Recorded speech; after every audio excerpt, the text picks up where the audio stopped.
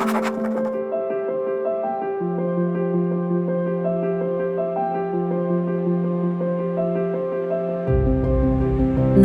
ko pa yung araw na iyon.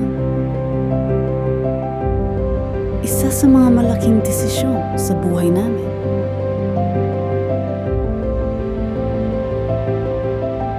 Noong bumisita kami, kitang-kita ang ngiti ng anak ko. Sa ngiti niya, nakapagdesisyon na ako.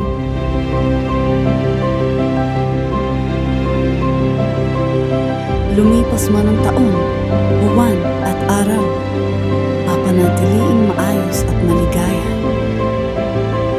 Kahit malayo siya, tama naming buo pa rin kami bilang pamilya.